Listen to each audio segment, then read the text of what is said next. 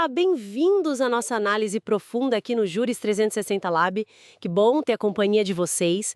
Hoje o nosso foco é total no informativo 1097 do Supremo Tribunal Federal.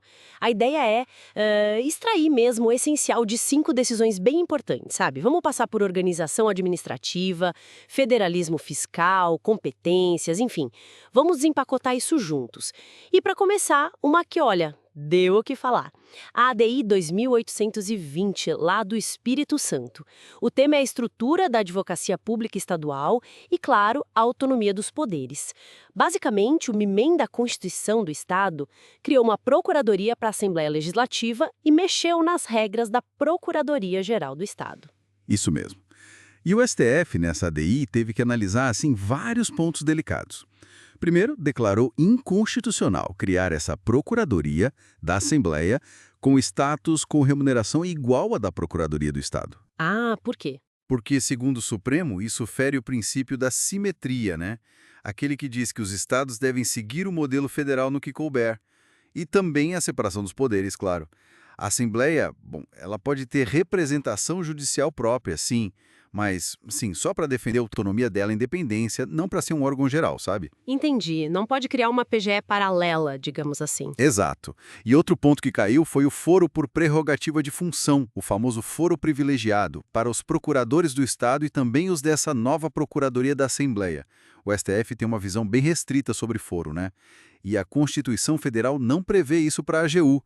Então os estados não podem sair criando por conta própria, por simetria. Certo, o Supremo reforçando. A estrutura federal é um modelo e foro especial é a exceção da exceção. Mas me parece que nem tudo da emenda capixaba foi para o espaço, correto? Correto, correto. A parte que exigia que o procurador-geral do Estado fosse escolhido entre membros ativos da carreira, essa foi mantida. O Supremo entendeu que isso é um critério de escolha, não interfere na nomeação em si pelo governador, que é do Executivo. E um detalhe importante, teve modulação de efeitos. Ah, sempre importante a modulação. Sim, para não anular tudo que foi feito com base no foro que agora caiu e também por questões de remuneração que já estavam consolidadas. Entendido. Bom, seguindo nessa linha de organização, de regras para servidores, vamos pular para o Paraná. ADI 5510. O X da questão aqui é aquela velha conhecida, reestruturação de carreira versus a regra do concurso público. Precisamente. O ponto central aqui é a vedação ao provimento derivado, que está lá no artigo 37 da Constituição, né? Aquela regra que impede basicamente que alguém entre num cargo de nível ou natureza diferente sem um novo concurso específico para ele. E o que aconteceu no Paraná? Então lá, uma lei estadual unificou umas carreiras de agente fiscal, algumas eram de nível médio, inclusive, numa única carreira de auditor fiscal, que exige nível superior. O STF, claro, considerou isso inconstitucional. Não dá para transpor servidor de nível médio para cargo de nível superior sem novo concurso. Faz todo sentido. A tese fixada foi bem direta.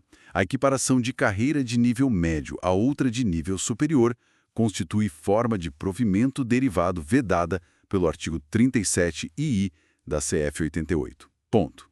E aqui também teve modulação, viu? Para resguardar quem já estava na situação e evitar um caos administrativo total. Essa questão do provimento derivado é um clássico mesmo, né?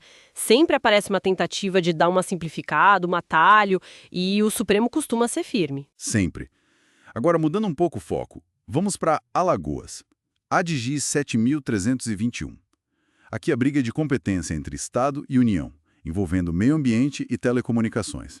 Interessante essa mistura. O que estava em jogo? Olha, era uma lei de Alagoas que exigia um licenciamento ambiental específico do próprio Estado para poder instalar antenas e redes de telefonia. O STF derrubou. E a razão? Competência. A União tem competência privativa para legislar sobre telecomunicações, está lá no artigo 22. E tem competência exclusiva para explorar o serviço, artigo 21. Então a lei estadual invadiu essa área federal e, de quebra, ainda interferiu na relação contratual que existe entre a União e as empresas que têm a concessão do serviço, né? Claro, invadiu a seara federal. E falando em conflitos federativos, chegamos num caso bem quente. A DPF 984 e a ADI 791, Leis Complementares 192 e 194, e ICMS sobre combustíveis. Nossa, isso gerou uma confusão enorme entre União e Estados, né? Gigantesca. E aqui a gente viu um exemplo bem interessante do STF atuando quase como um mediador, sabe? O que se chama de autocomposição federativa. Essas leis complementares tentaram impor uma cobrança monofásica do ICMS uma vez só na cadeia e alíquotas iguais para combustíveis em todo o país. O que, na prática, mexia muito com a arrecadação dos estados. Exatamente. Gerou impasses enormes sobre como compensar as perdas de arrecadação. Aí o Supremo homologou um acordo mesmo, entre União, Estados e o DF. Esse acordo definiu regras de compensação e um caminho para implementar esse modelo monofásico.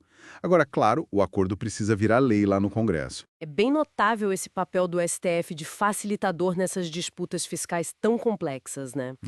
Parece cada vez mais comum. Sem dúvida. Mostra a complexidade que é o nosso federalismo na prática. E olha, para fechar essa nossa análise do informativo 197, temos um trio de ações, ADI 5.835, ADI 5.862 e ADPF 499 sobre outro imposto, o ISS municipal, e a famosa guerra fiscal entre municípios. Guerra fiscal do ISS. Qual era o ponto de discórdia dessa vez? Foram leis complementares a 157 de 2016 e a 175 de 2020, que tentaram mudar o local de recolhimento do ISS para alguns serviços bem específicos. Plano de saúde, cartão de crédito, leasing, sabe? Sei. A ideia era mudar de onde? Do prestador para... Isso. Para o município onde mora o tomador do serviço, o cliente, digamos assim. Só que o STF considerou essas mudanças inconstitucionais.